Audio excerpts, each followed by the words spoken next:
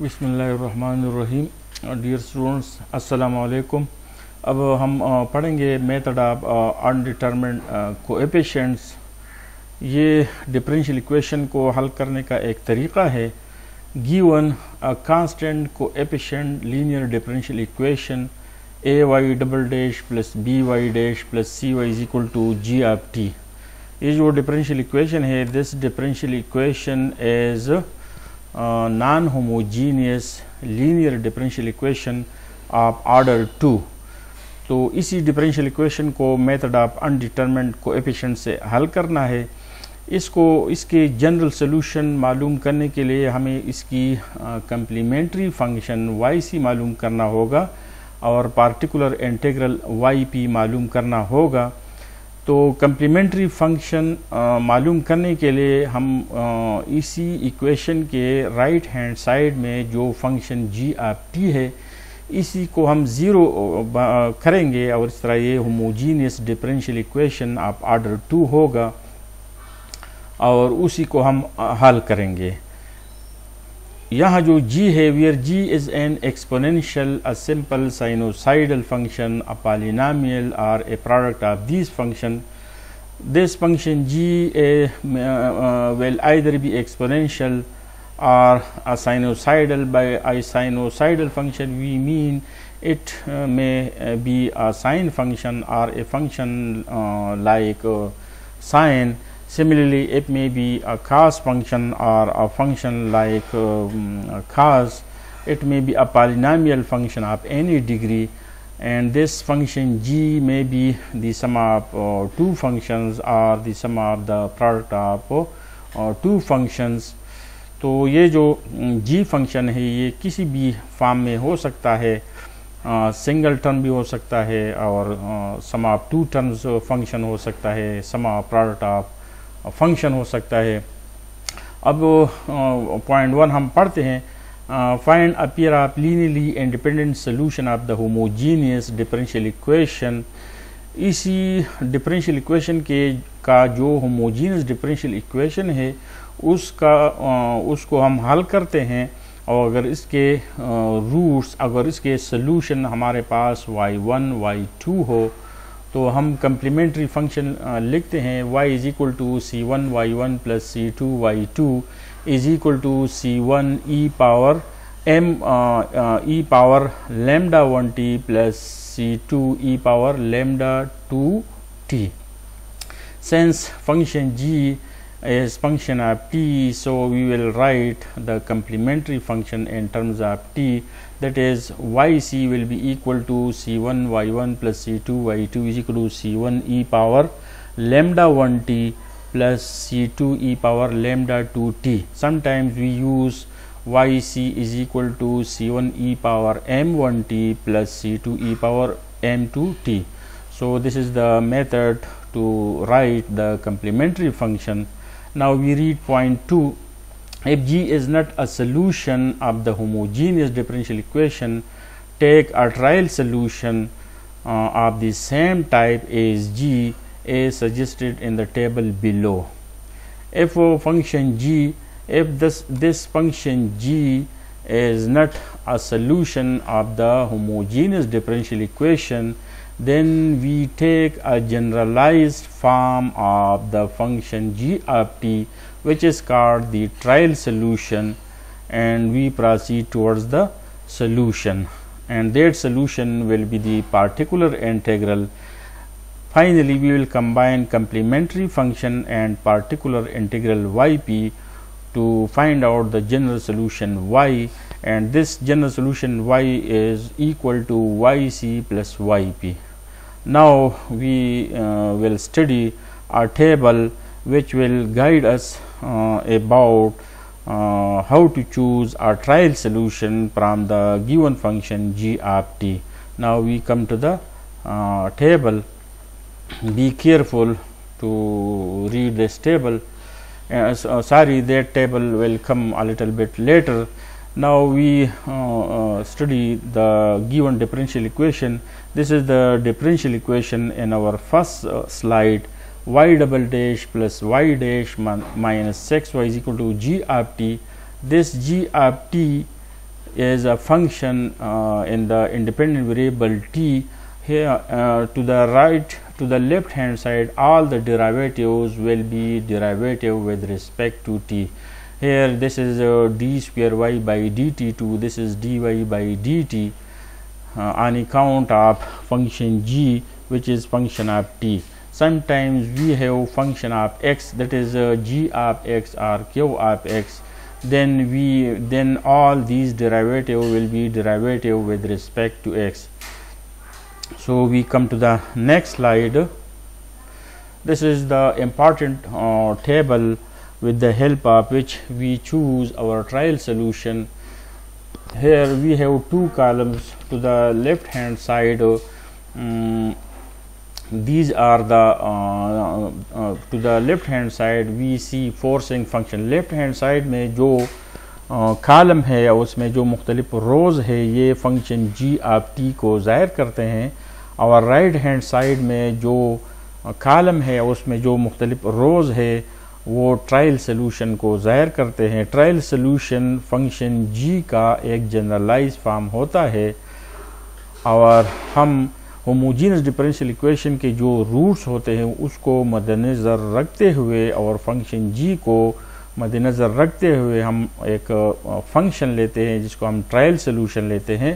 तो right hand side में जितनी भी फंक्शन है वो फंक्शन जी का जनरलाइज फॉर्म है, और इसी को ट्रायल सॉल्यूशन को जब हम सेलेक्ट करते हैं तो होमोजीनियस डिफरेंशियल इक्वेशन के रूट्स को हम काउंट करते हैं ताकि इसमें सिमिलरिटी ना हो। हम ये देखते हैं कि ट्रायल सॉल्यूशन और होमोजीनियस डिफरेंशियल इक्वेशन के रूट्स यहाँ पे ना आए। तो अगर हमारे पास एक्सपोनेंशियल फंक्शन हो, जी फंक्शन एक्सपोनेंशियल हो, तो हम इसी एक्सपोनेंशियल को जनरलाइज फॉर्म में लेंगे और कांस्टेंट ए यूज़ करेंगे, और इसी कांस्टेंट ए को हमने मालूम करना होता है। अब अगर फोर्सिंग फंक्शन, अगर हमारे पास फोर्सिंग फंक्शन जी में साइन हो या काज हो, तो साइन और काज इन दोनों को हम ट्रायल सॉल्यूशन में लेंगे और कांस्टेंट कैपिटल ए और कांस्टेंट बी इस्तेमाल करेंगे। इसी तरह अगर forcing function G polynomial of degree N हो तो हम इसको जनरलाइज करेंगे और पी ऑफ टी लेंगे, और ये हमारे लिए ट्रायल सॉल्यूशन होगा। इसी ट्रायल सॉल्यूशन में जो जितने भी कांस्टेंट होते हैं उसको हम मालूम करते हैं। मालूम करने के बाद जब उसको हम ट्रायल सॉल्यूशन में सब्स्टिट्यूट करते हैं तो हमें पार्टिकुलर इंटीग्रल वाई पी हासिल होता है। यहाँ जो पॉलिनॉमियल है, it is a polynomial of degree N, and the corresponding trial solution will also be the generalized form of the polynomial of the same degree n. यहाँ here we see product of two function, polynomial function and exponential function. To write from this function our trial solution, we will generalize the polynomial function and we will take the exponential function as it is. यहाँ हम देख रहे हैं कि polynomial भी है और exponential भी है, तो ट्रायल सॉल्यूशन जब हम लेते हैं तो पॉलिनॉमियल को हमने जनरलाइज करेंगे और एक्सपोनेंशियल को साथ में रखेंगे, और यहाँ जो n है दोनों तरफ हम degree of the polynomial same लेंगे, सेम डिग्री ऑफ पॉलिनॉमियल। अलबत्ता ये ख्याल करेंगे कि यहाँ अगर x हो तो राइट हैंड साइड पे हम ax प्लस बी लेंगे, यहाँ अगर x स्क्वायर हो तो राइट हैंड साइड पे हम ax square plus B X plus C यानी 3 टर्म्स लेंगे। अगर यहाँ x हो तो वहाँ पे हम x और 1 का सेट यूज़ करेंगे।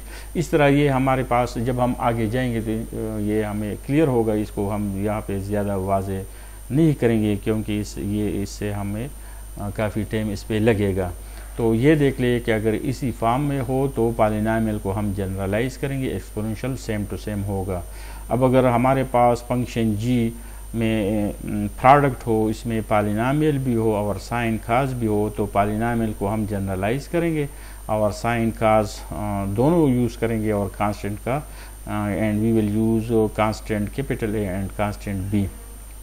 यहाँ पे टी पावर एन में जो पावर है पॉलिनॉमियल ऑफ डिग्री एन है, तो राइट हैंड साइड में भी हम पॉलिनॉमियल ऑफ डिग्री एन लेंगे।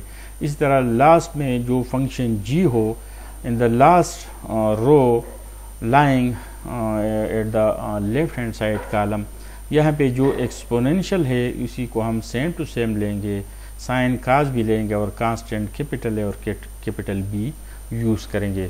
तो यहाँ पे जो दो कॉलम्स है, लेफ्ट हैंड साइड में फंक्शन जी है, राइट हैंड साइड में ट्रायल सोल्यूशन है जो हम लेते हैं और ट्रायल सोल्यूशन को हम डिफरेंशिएट करते हैं, फिर इसके वैल्यू को हम डिफरेंशियल इक्वेशन में सब्स्टिट्यूट करते हैं, दोनों तरफ को हम इक्वेट करते हैं और इस तरह कांस्टेंट मालूम करते हैं। कांस्टेंट को हम ट्रायल सोल्यूशन में पुट करते हुए इस तरह हमारे पास पार्टिकुलर इंटीग्रल वाई पी मिलता है। अब हम आते हैं नेक्स्ट स्लाइड में। यहाँ पे Y square plus lambda square plus lambda minus 6 is equal to 0, ये क्या है? This is an equation which is called auxiliary equation और characteristic equation. This was actually the equation obtained from d square y plus dy minus 6y is equal to 0. This is the equation obtained from the homogeneous differential equation. That equation was d square y plus dy minus 6y is equal to 0. और ये equation हमने वहाँ से लिया है। बाज़ औक़ात यहाँ पे हम m square plus m minus 6 is equal to 0 लेते हैं, R square plus R minus 6 is equal to 0 लेते हैं, तो ये कोई ख़ास नहीं है, जो भी आप लेना चाहे ले सकते हैं। अब इसी डिफरेंशियल इक्वेशन को जब हम हल करेंगे तो इसके दो रूट्स है -3 और 2, तो ये दोनों रूट्स हम एक्सपोनेंशियल फॉर्म में लिखेंगे, तो वो दोनों एक्सपोनेंशियल फॉर्म में होमोजेनियस डिफरेंशियल इक्वेशन के दो रूट्स होंगे और उसको बाद में हम समेशन फॉर्म में लिखते हैं जो कि एसोसिएटेड होमोजेनियस डिफरेंशियल इक्वेशन का सॉल्यूशन होगा और ये सॉल्यूशन कम्प्लीमेंट्री फंक्शन कहलाता है। यहाँ जो ऑक्सिलरी इक्वेशन है इसके दो रूट्स हैं। ये इस वजह से है कि जो हमारे पास non homogeneous linear differential equation था उसका ऑर्डर 2 था, तो ये जो ऑक्सिलरी इक्वेशन है इसका ऑर्डर भी 2 होगा और उसके दो रूट्स होंगे और कम्प्लीमेंट्री फंक्शन में हमेशा 2 टर्म्स होंगे और ये दोनों रूट्स वहाँ पे एक्सपोनेंशियल फॉर्म में होंगे। तो अब हम देखते हैं कि ये जो 2 रूट्स है इसको हम एसोसिएटेड होमोजेनियस डिफरेंशियल इक्वेशन के दो रूट्स के तौर पर किस तरह लिखते हैं।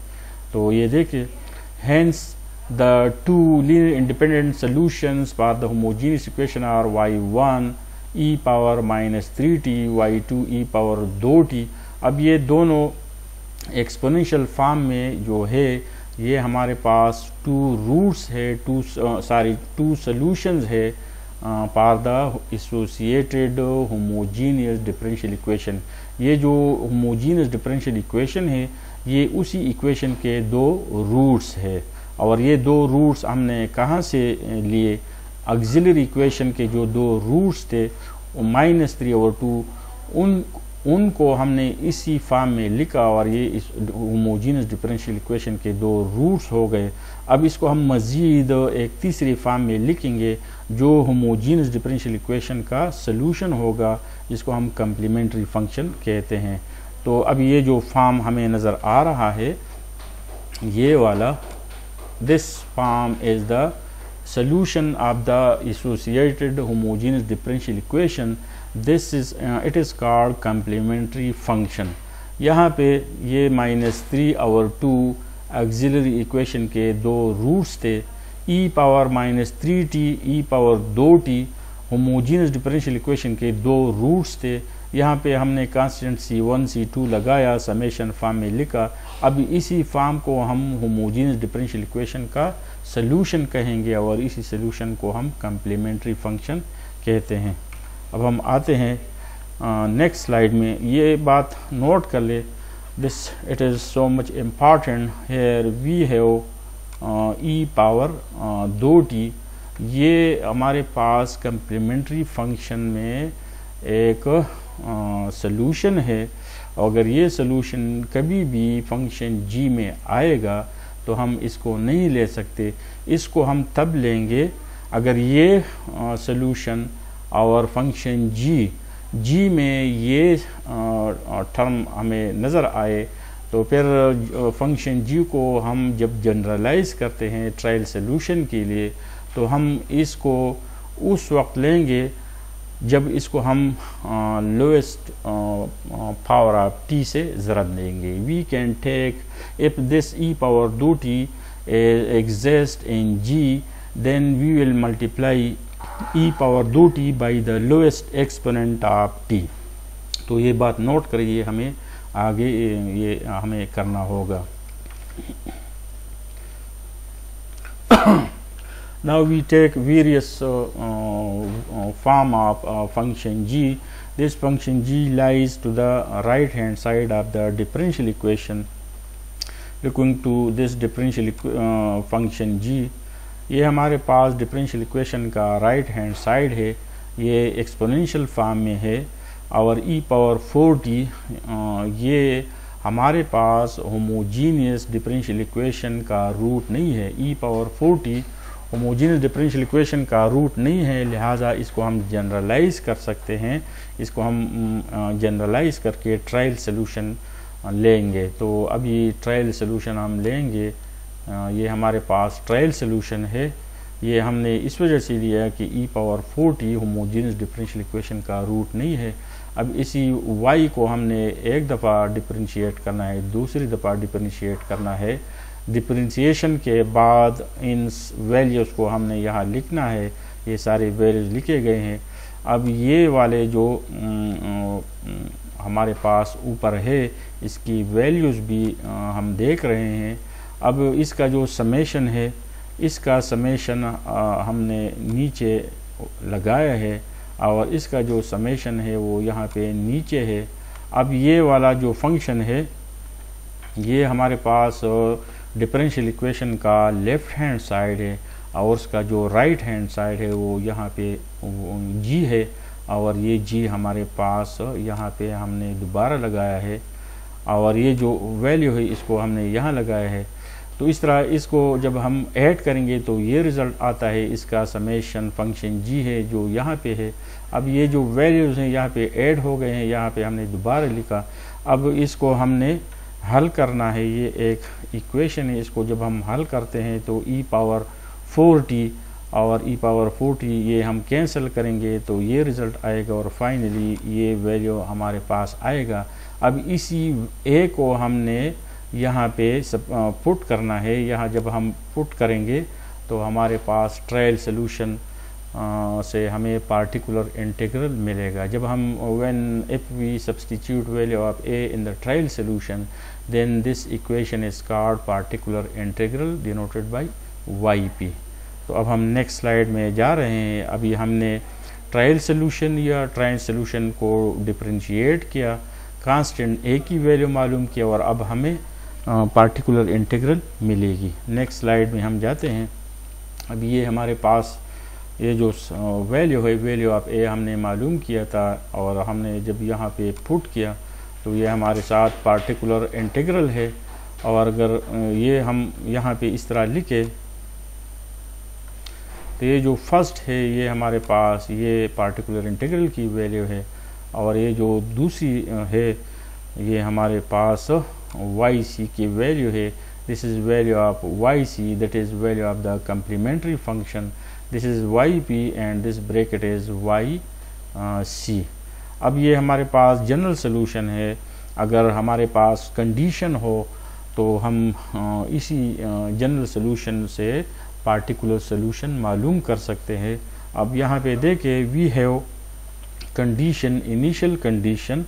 यहाँ पे हमारे पास अगर कोई कंडीशन हो, इनिशियल कंडीशन ये वाला, अब वो कंडीशन दो हो सकती है, दो किस्म की हो सकती है, इनिशियल कंडीशन या बाउंड्री कंडीशन। इनिशियल कंडीशन वो कंडीशन होती है जब हमारे पास यहाँ सेम वैल्यू हो, यहाँ 0 है और यहाँ भी सेम वैल्यू हो। अगर ये सेम हो तो ये इनिशियल कंडीशन होता है, और अगर ये डिफरेंट हो तो ये बाउंड्री कंडीशन होता है।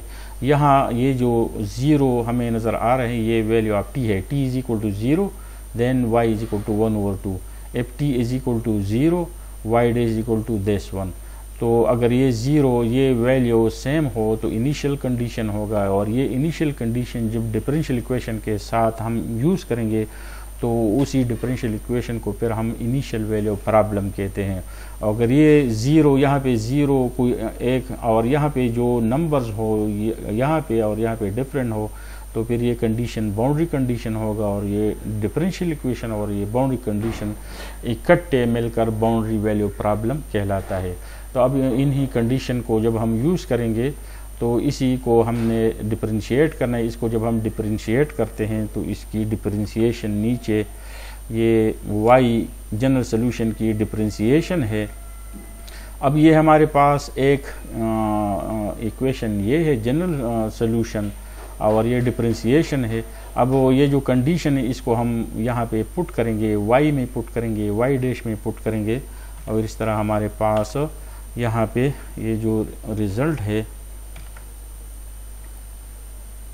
y0 हमारे पास 1/2 है, y डैश 0 हमारे पास ये है। अब y0 की वैल्यू यहाँ पे है, y डैश की वैल्यू यहाँ पे है। अब हमने इन दोनों इक्वेशन को हल करना है, C1 और C2 की वैल्यू मालूम करना है। नेक्स्ट स्लाइड में हम इसको हल कर रहे हैं।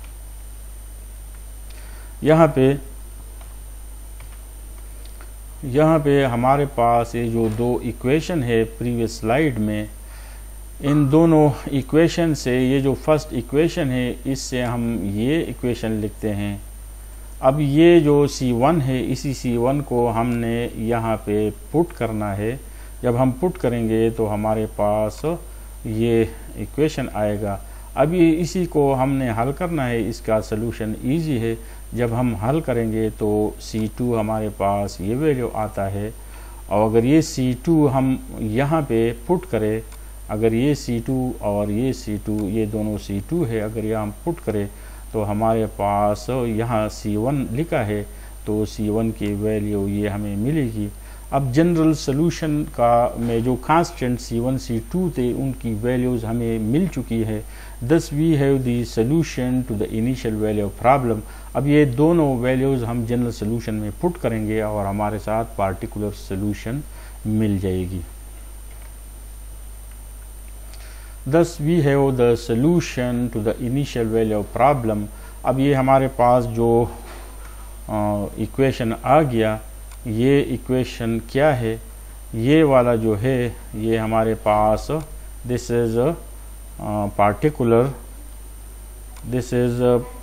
पार्टिकुलर इंटीग्रल, और ये दोनों जो है ये दोनों this is value of C1, this is value of C2, and this whole, so this whole equation is the particular solution of the given initial value problem। यहाँ पे जो फर्स्ट है ये पार्टिकुलर इंटीग्रल था, और यहाँ C1 था, यहाँ C2 था, तो कम्प्लीमेंट्री फंक्शन था। C1 C2 की वैल्यू जब हमने मालूम किया तो जनरल सोल्यूशन हमारे पास कन्वर्ट हो गया पार्टिकुलर सोल्यूशन में। अब हम आते हैं नेक्स्ट स्लाइड में। अब हम एक दूसरा फंक्शन ले रहे हैं, फंक्शन g। ये जो फंक्शन है जो डिफरेंशियल इक्वेशन हमारे पास था उसका एक दूसरा फॉर्म हमने लिया। उसका जो फंक्शन g था हमने चेंज किया, 4e⁻2t लिया। This is another g। हमने e⁻2t क्यों लिया? ये e⁻2t असल में होमोजीनियस डिफरेंशियल इक्वेशन के जो दो रूट्स थे उन दो रूट्स में से एक रूट e⁻2t था, और ये दो ऑक्सिलरी इक्वेशन जब हमने हल किया तो उसमें -3 और 2 आया था, और वो 2 जो था e⁻2t हमारे पास होमोजीनियस डिफरेंशियल इक्वेशन का एक रूट था, और ये हमारे पास कम्प्लीमेंट्री फंक्शन में एक टर्म है। अब जब हमारे पास फंक्शन g और होमोजीनियस डिफरेंशियल इक्वेशन में सिमिलरिटी आ जाए, यानी फंक्शन जी का जो वैल्यू है अगर ये होमोजीनियस डिफरेंशियल इक्वेशन में मौजूद होगा तो फिर इसको हम जनरलाइज करके एज ट्रायल सोल्यूशन नहीं लेंगे, बल्कि इसमें कुछ चेंज करेंगे, इसमें रद्द-बदल करेंगे, तब हम इसको ले सकते हैं। अगर इसको हम same to same generalize form में लेंगे तो ये हमारे पास गलत होगा, क्योंकि E power 2t homogeneous differential equation में भी है और फंक्शन जी में भी है, तो हम इसको सेम टू सेम नहीं ले सकते। इसको हम जनरलाइज करेंगे, लेकिन इसको हम लोएस्ट पावर ऑफ t से मल्टीप्लाई करेंगे। अब यहाँ पे देखें, यहाँ पे हमारे पास जो ट्रायल सोल्यूशन है y, तो y में हमने इसी फंक्शन को जनरलाइज तो किया है, यहाँ पे जनरलाइजेशन तो है, लेकिन E power 2t homogeneous differential equation में एक रूट है, और जब ये एक root homogeneous differential root function g में हो और उसको चेंज नहीं किया जाए, इसको t से ज़रब नहीं दिया जाए या लोएस्ट पावर ऑफ t से ज़रब नहीं दिया जाए, तो ये हमारे पास गलती होती है। और नीचे हमें पता चले कि यहाँ पे चूँकि हमने t से मल्टीप्लाई नहीं किया, लिहाजा ये ट्रायल सोल्यूशन सही नहीं है। अब ये हमने जो ट्रायल सोल्यूशन लिया E power 2t homogeneous differential equation में मौजूद था, इसको हमने जनरलाइज किया लेकिन t से ज़रब नहीं दिया। अब हम देखते हैं कि हमें क्या, अब इसका डिफरेंशिएशन yp का डिफरेंशिएशन ये है, डबल डिफरेंशिएशन ये है, सिंगल डेरिवेटिव ये है, -xy की वैल्यू ये है। अब ये सारे डिफरेंशियल इक्वेशन का जो लेफ़्ट साइड है ये लेफ़्ट साइड है, और यहाँ जो डिफरेंशिएशन है इसकी वैल्यूज़ भी है। अब इसी को जब हम हल करते हैं तो ये हमारे पास जो डिफरेंशियल इक्वेशन है उसका लेफ़्ट साइड है, और इसकी जो वैल्यू है यहाँ देखिए, ये फंक्शन g है और ये फंक्शन g यहाँ पे हम लिख सकते हैं। यहाँ जो समेशन है ये समेशन हमारे पास यहाँ पे समेशन आ गया है, इसको जब हम हल करते तो ये आता है। अब यहाँ पे ये जो इक्वलिटी आ रही है, तो अब यहाँ पे ये जो मसावात है, अब यहाँ पे हमारा जो टारगेट था ए मालूम करना, हमने ए को मालूम करना था आखिर में। अब यहाँ पे हमारे पास ए मालूम न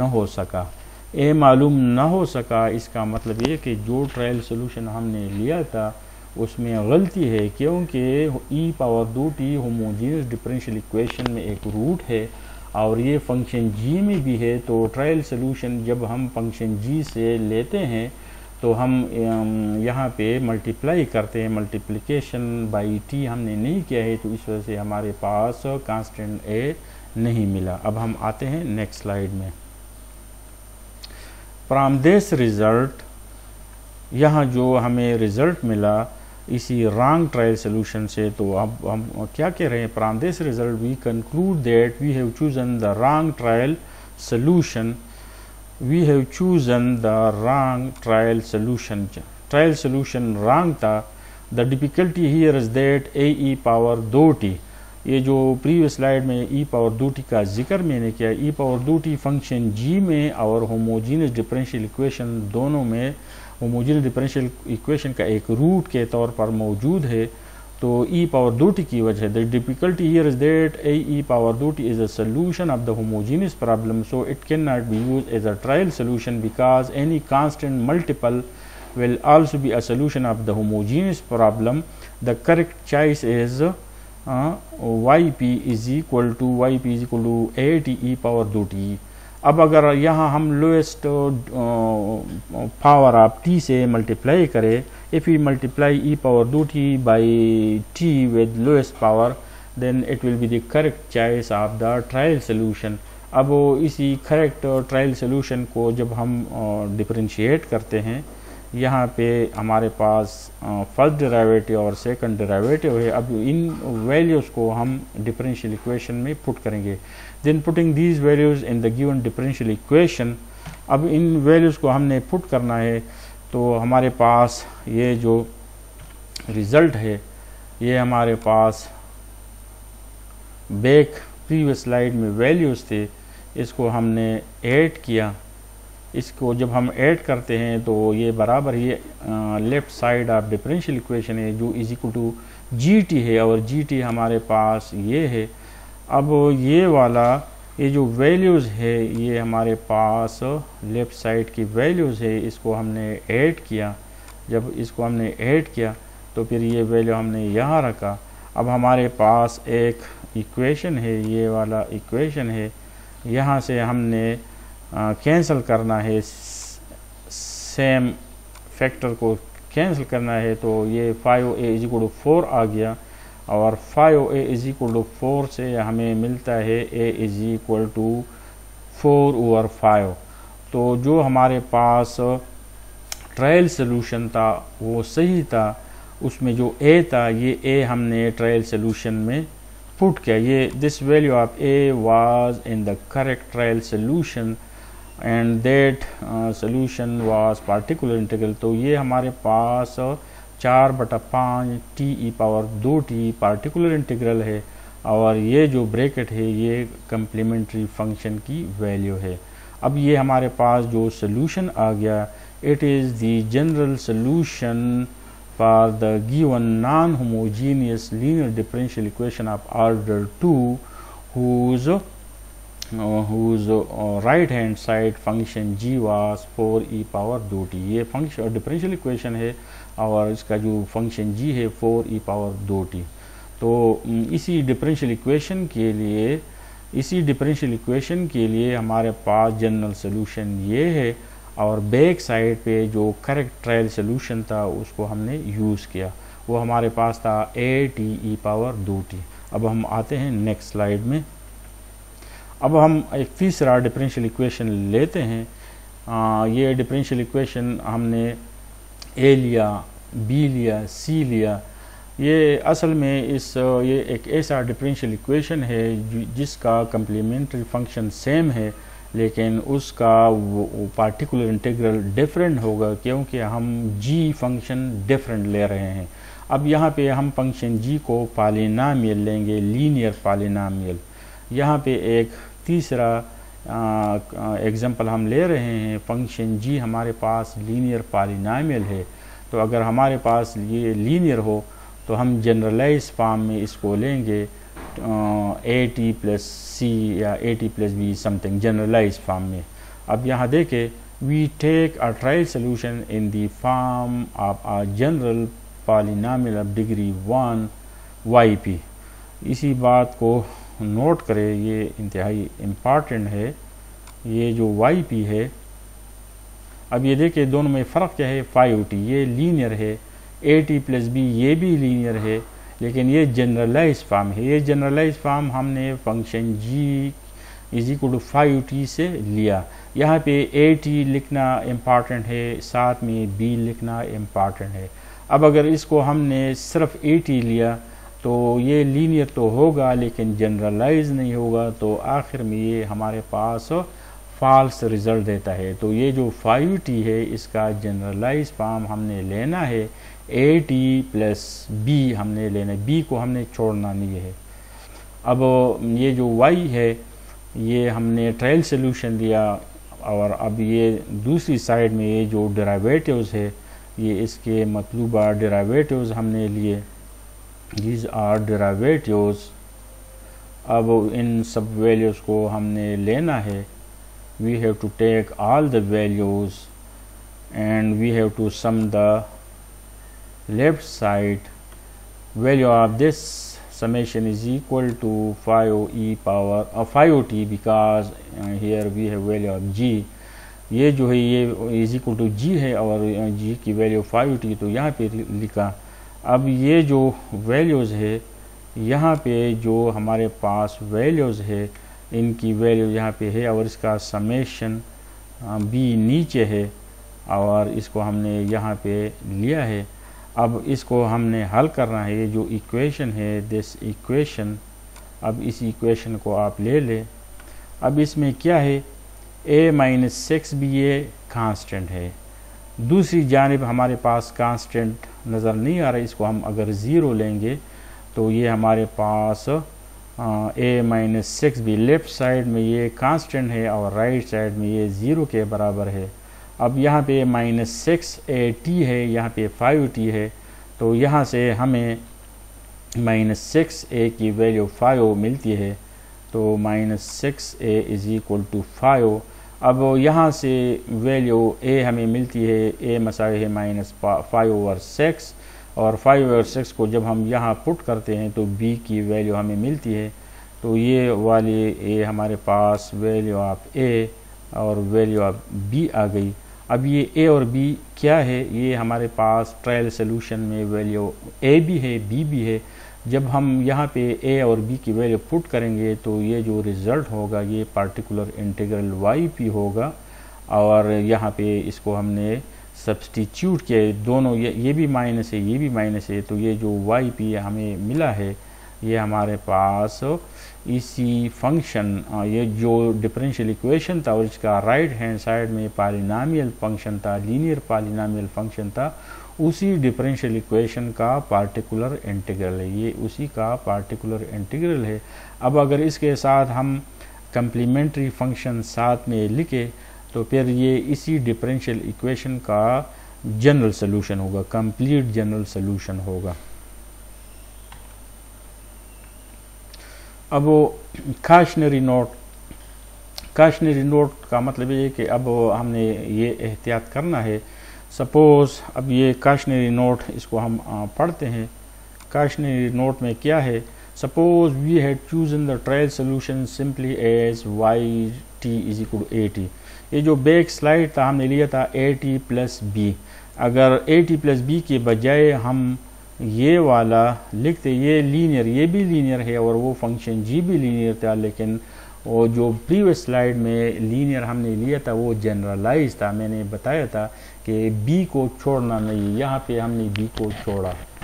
suppose this is the trial solution with no constant term b, हमने इसी को ट्रायल सोल्यूशन लिया और ये जनरलाइज फॉर्म में नहीं है क्योंकि इसमें b हमने छोड़ा है, और ये हमने जो हमारे पास g is equal to 5t था, g is equal to 5t के लिए हमने जनरलाइज फॉर्म में लिया, लेकिन b को हमने छोड़ा। अब हम देखते हैं कि इससे हमें क्या मिस्टेक मिलती है।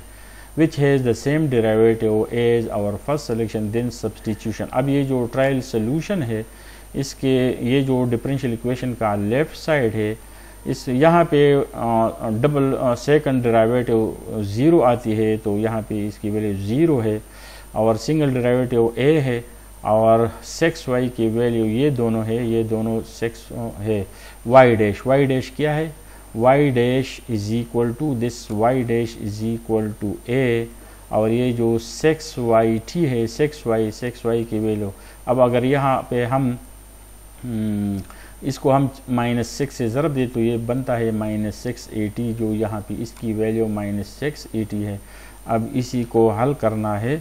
अब यहाँ देखें ये हमारे पास एक इक्वेशन है, यहाँ से हमने a को मालूम करना, ये जो a है इसकी वैल्यू निकालनी है। अब यहाँ पे देखें ये जो इक्वेशन ऊपर है, यहाँ से a हमने निकालना है। अब यहाँ देख ले, लुकिंग टू दिस, अब अगर हम -6a इज इक्वल टू 5 लेते हैं तो a इज इक्वल टू -5/6 मिलता है, लेकिन यहाँ अगर हम ये इक्वेट करें दूसरी साइड में तो यहाँ 0 आता है, तो यहाँ पे हमें a की वैल्यू नहीं मिल रही है क्योंकि a की वैल्यू डबल मिल रही है, जो कि गलत है। The last equation has no constant solution and the method fails.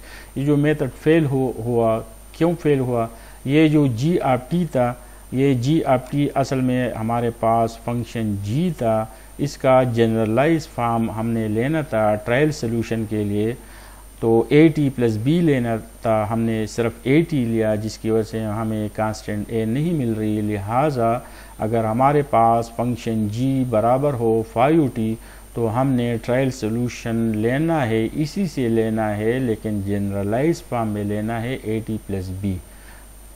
अब हम आते हैं यहाँ पे, जो गलत ट्रायल सोल्यूशन था उसकी वजह से जो हमें प्रॉब्लम मिल रही थी वो क्लियर हो गया। प्रीवियस स्लाइड में हमारे पास at प्लस b था जो कि करेक्ट ट्रायल सोल्यूशन था, हमें प्रॉब्लम नहीं मिल रही थी। अब हम आते हैं नेक्स्ट स्लाइड में।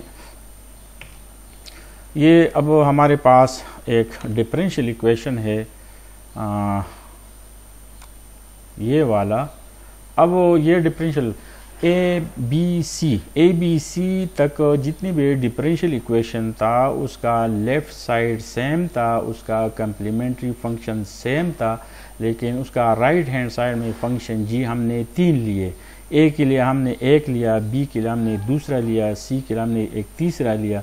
अब ये जो डी है, डी में हमने लेफ़्ट साइड को भी चेंज किया और राइट साइड भी चेंज है। अब it is a new type of differential equation and now we have to discuss this differential equation.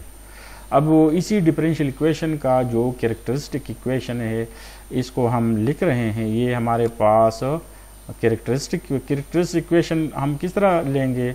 सबसे पहले तो हम राइट साइड को 0 करेंगे, फिर ये लिखेंगे d² plus dy plus 1/4y is equal to 0। फिर हम लिखेंगे d² plus d plus 1/4 n2 y is equal to 0। y को हम रिमूव करेंगे, d² plus d plus 1/4 is equal to 0 लेंगे।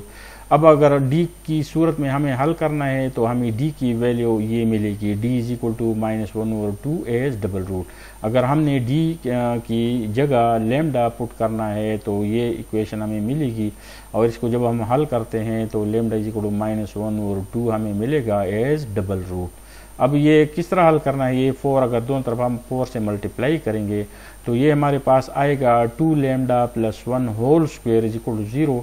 2 लैम्डा प्लस 1 होल स्क्वायर जब हम हल करते हैं तो ये रूट हमें डबल मिलेगा। अब इसी डबल रूट से हमने लिखना है, ये हमारे पास ये जो है ये वाला हमारे पास कम्प्लीमेंट्री फंक्शन है। अब ये बात नोट कर ले कि e power minus t over two दिए हुए डिफरेंशियल इक्वेशन का डबल रूट है। e power minus t over two दिए हुए डिफरेंशियल इक्वेशन का डबल रूट है। दिए हुए डिफरेंशियल इक्वेशन का मतलब है कि डिफरेंशियल इक्वेशन के जो डिफरेंशियल इक्वेशन हमें मिला है उसके होमोजीनियस डिफरेंशियल इक्वेशन का डबल रूट है। तो ये डबल रूट है। अब हमने ट्रायल सोल्यूशन लेना है और e power minus t over two जो कि डबल रूट है इसका ख्याल रखना है। ट्रायल सोल्यूशन में हमने इसको डिफ़र करना है, चेंज करना है। अब हम लेते हैं take a trial solution of the form. यहाँ पे एक ट्रायल सोल्यूशन हम लेंगे सेम टू सेम। अब यहाँ देखें e power minus t over two ये होमोजीनियस डिफरेंशियल इक्वेशन का डबल रूट था, हमने इसको लिया है। और अब अगर इसकी शेप हम देख ले तो कम्प्लीमेंट्री फंक्शन के साथ इसका सेम टू सेम शेप है, तो ये बिल्कुल गलत है क्योंकि हमने इसको चेंज नहीं किया। अब हमने चूँकि इसको गलत लिया, अब नीचे आप देखेंगे कि गलत लेने से हमें ए और बी की वैल्यू नहीं मिलेगी। If we take the wrong trial solution then we will be unable to find out value of a and b. Let's see what happens. अब ये हमने ट्रायल सोल्यूशन लिया, it is wrong as it is simply a combination of the solutions to the homogeneous differential equation. अब ये जो trial solution है ये गलत है। अब इसको हम ज़रा चेंज करते, e power minus t over two double root of the homogeneous differential equation है।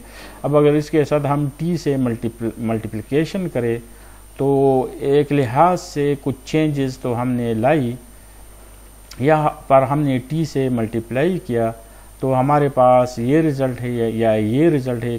किसी हद तक तो इसको हमने चेंज किया, लेकिन अब अगर हम ये वाला देखें, ये वाला जो पार्ट है दिस वन, ये जो मैंने ग्रीन किया ये वाला हिस्सा, ये भी हमारे पास कम्प्लीमेंट्री फंक्शन में मौजूद है।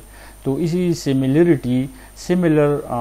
पार्ट्स की वजह से अब हमें दोबारा प्रॉब्लम मिलेगी। ये जो ट्रायल सोल्यूशन है अगर इसको हमने किसी हद तक चेंज किया, लेकिन यहाँ पे जो होमोजीनियस डिफरेंशियल इक्वेशन का जो डबल रूट है वो डबल रूट हमें यहाँ भी नज़र आ रहा है इसी सेकंड ट्रायल सोल्यूशन में। तो यहाँ भी हमें वैल्यू ऑफ ए और बी नहीं मिलेगी। अब हम देखते हैं तो लेट्स सी, यहाँ पे ये जो वाई डैश है इसकी वैल्यू हमें हमें दिखाई दे रही है। ये वाई डबल डैश ये इसकी वैल्यू है। अब इन वैल्यूज़ को हमने पुट करना है डिफरेंशियल इक्वेशन में। नेक्स्ट स्लाइड में हम जा रहे हैं। अब यहाँ पे देख ले,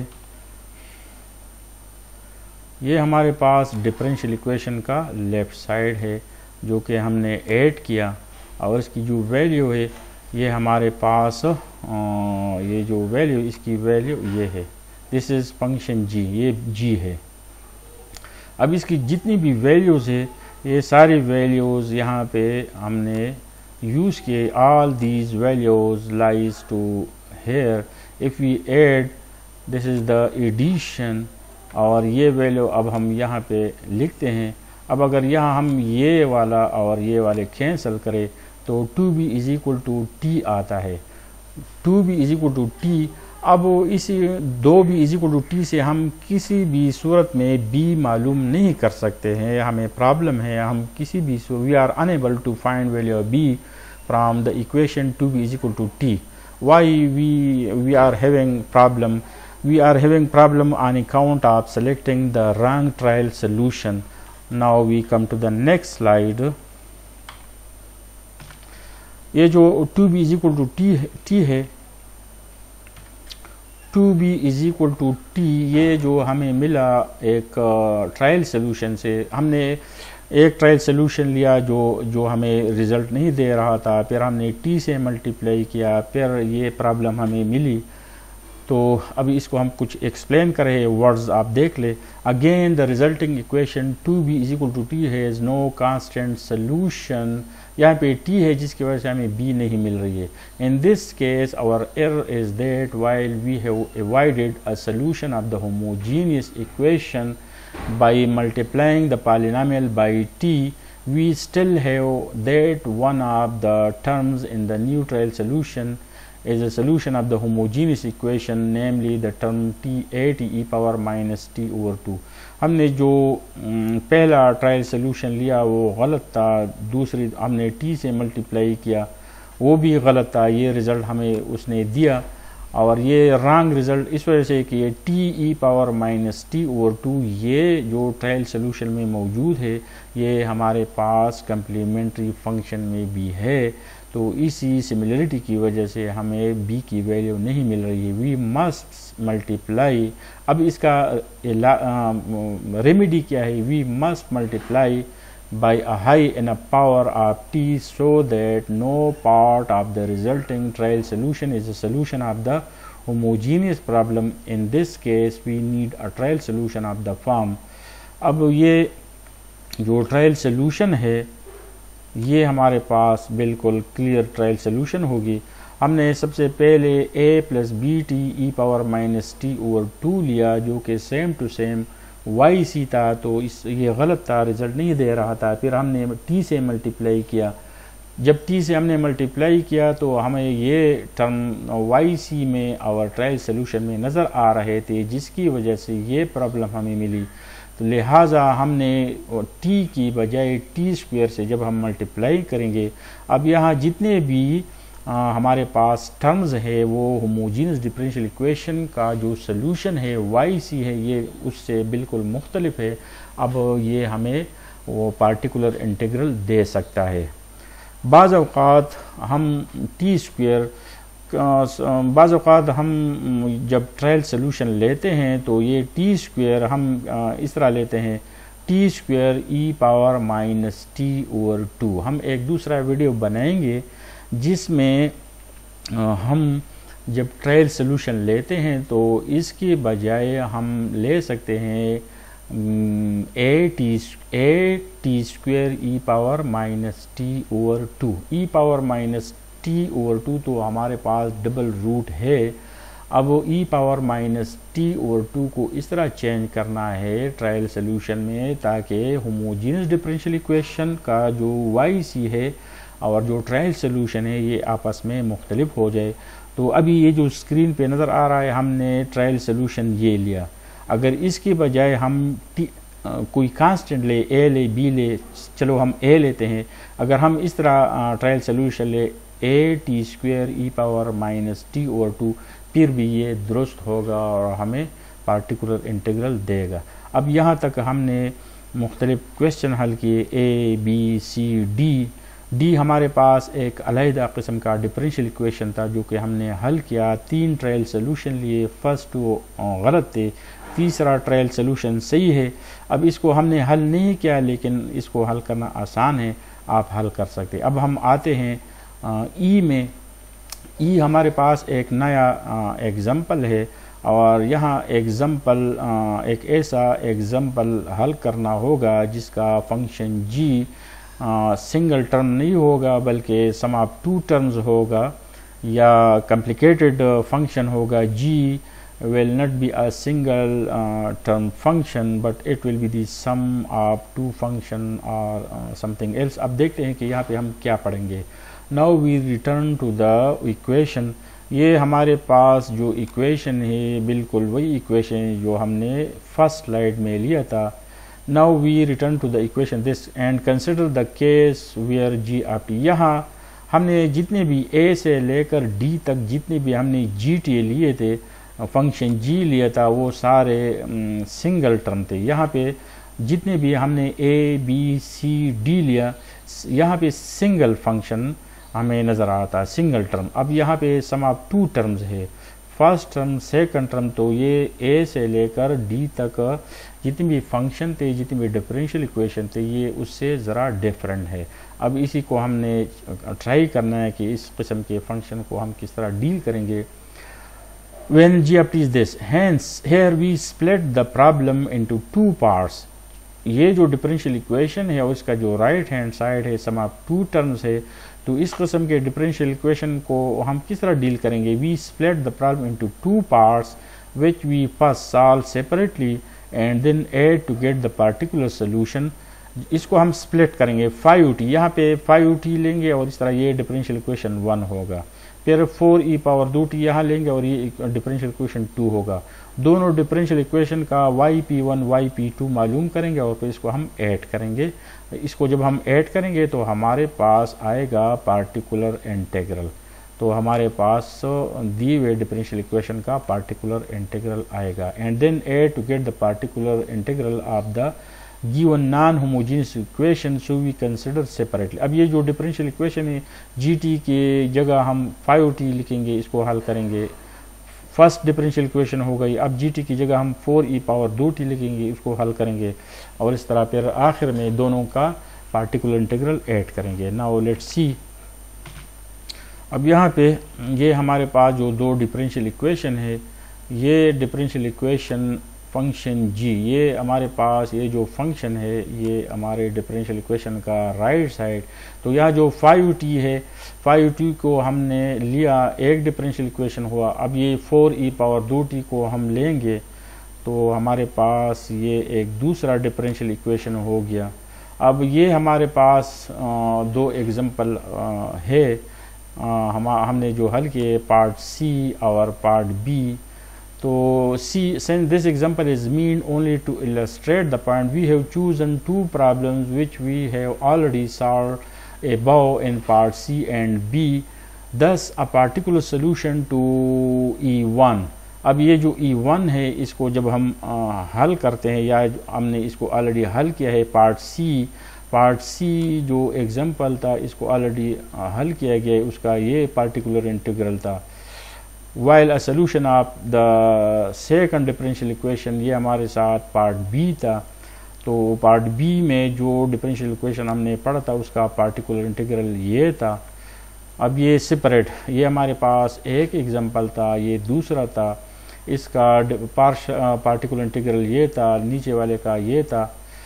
Hence a particular solution of the full problem। Full problem का मतलब है कि हमारे पास अगर gt is equal to 5t plus 4 हो, hence a particular solution of the full problem corresponding to the forcing function this is equal to this one। अब ये हमारे पास ये जो जनरल सोल्यूशन हमें मिला, ये जो सोल्यूशन है ये हमारे पास जो डिफरेंशियल इक्वेशन है और इसका right hand side gt is equal to 5t plus 4e power 2t, ये उसी का कंप्लीट सोल्यूशन है या जनरल सोल्यूशन है। तो यहाँ पे डी आखिर में हमने ये पढ़ा कि अगर फंक्शन जी हमारे पास सिंपल ना हो बट सम ऑफ टर्म्स हो, तो इसको हम इस तरह अलग-अलग डिफरेंशियल इक्वेशन के तौर पर लिख सकते हैं। हर एक का अपना yp1 yp2 yp3 हम मालूम करेंगे और फिर इनको हम ऐड करेंगे तो दिए हुए डिफरेंशियल इक्वेशन का पार्टिकुलर इंटीग्रल हमें मिलेगा।